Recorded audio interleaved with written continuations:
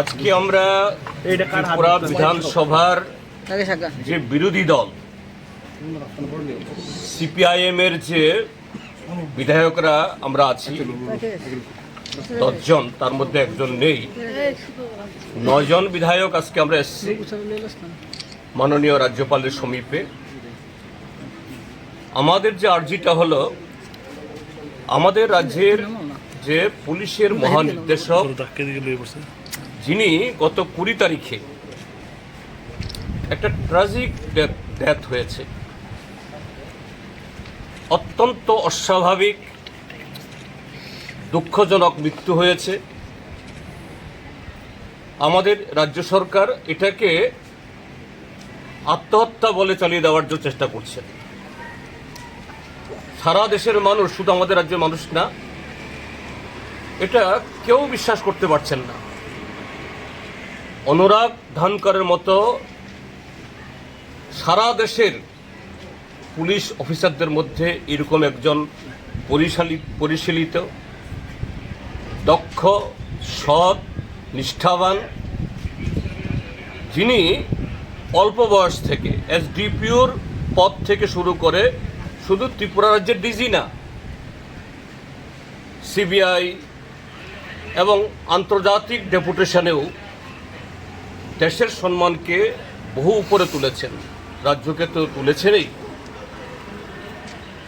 তার মতো একজন ব্যক্তি সোমবার দিন, যেদিন এটা পুলিশের নিয়ম না কি রকম যে সপ্তাহে একদিন বা দুদিন যে পুলিশের কাছ থেকে গার্ড অফ অনার নেন অফিসে গিয়ে, সেদিন অন্যান্য দিনের মতো শান্তশিষ্টভাবে সুন্দরভাবে বাড়ি থেকে বেরিয়ে অফিসে গেছেন ইউনিফর্ম পরে। আর সেই ইউনিফর্ম পরা অবস্থায় যে অফিস ত্রিপুরার যে 44 লক্ষ মানুষকে নিরাপত্তা দেয়,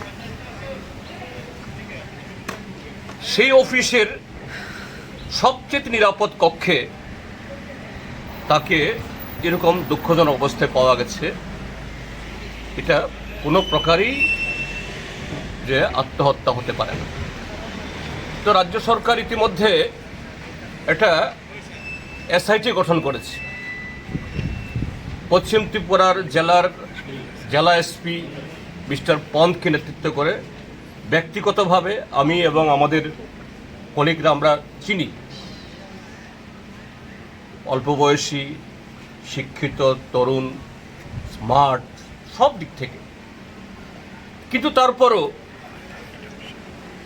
সারা দেশের সাথে সারা আমাদের রাজ্যেরও এই সিট কতটুকু সত্য অনুসন্ধান করতে পারবে আমাদের গুরুতর সন্দেহ। কেননা যে চাপ অনুরাগ ধানকর সাহেব নিতে পারেননি, সে চাপ কি করে নেবেন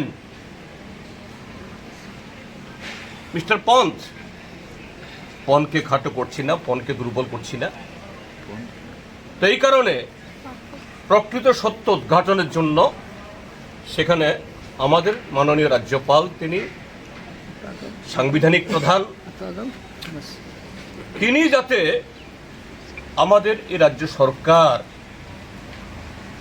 শুধু ধনকর সাহেবের মৃত্যু না, এরকম বহু ঘটনায় ইতিমধ্যেই এ রাজ্যের মাননীয় মুখ্যমন্ত্রী এবং তার নেতৃত্বে যে প্রশাসন চলছে, এবং অল্প কজন কি পুলিশ অ্যাডমিনিস্ট্রেশন এবং সিভিল অ্যাডমিনিস্ট্রেশনে কিছু লোক তার দাঁয়ে বাঁয়ে super power, super DG, super chief secretary, super secretary হয়ে যারা তাকে মিসগাইড করছেন, এবং সরকারের ভেতরে সিভিল অ্যাডমিনিস্ট্রেশন, পুলিশ অ্যাডমিনিস্ট্রেশনে বহু আরও যারা সৎ অফিসার, এদেরকে নানাভাবে হিউমিলিয়েট করছেন। 44 লক্ষ মানুষের জীবন, সম্পত্তি, গণতান্ত্রিক অধিকার, এটাকে ধূলিসাৎ করছেন। পন সাহেব কি এই চাপ সহ্য করতে পারবেন? মোটেই পারবেন না।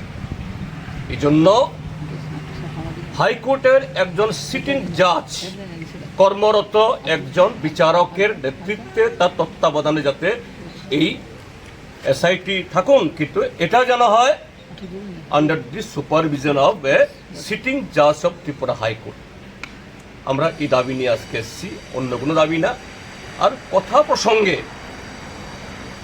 মাননীয় রাজ্যপাল মহোদয় জানতে চেষ্টা করেছে আমাদের কাছ থেকে যে এরকম যে কেন হলো, এরকম আপনাদের মনে কেন হতে হলো। আমি বললাম, আমি কয়েকটা ঘটনা বললাম যে কীভাবে ত্রিপুরার এই অ্যাডমিনিস্ট্রেশন এ কতিপয় অফিসার তারা অধস্তন হয়েও, আবার কেউ কেউ বহু বছর আগে রিটায়ারমেন্টে গেছেন, 7 বার 8 বার করে তারা পুনর্নিয়োগ পেয়ে এত পাওয়ারফুল। কাজেই এর সম্পর্কে আপনি ব্যবস্থা গ্রহণ করুন। এতে আপনি রাজ্যপাল হিসাবে আপনারও সম্মানে, আপনার আস্তিনেও এ দাগ লাগাচ্ছে। এর থেকে যেন রক্ষা হয়, ত্রিপুরার মানুষ যাতে রক্ষা পায়, এটাই হলো আজকে এই প্রসঙ্গে বলতে এসেছি। আমাদের যে মেমোরেন্ডাম কপি আপনাদের সবাইকে দেব, নিয়ে যান।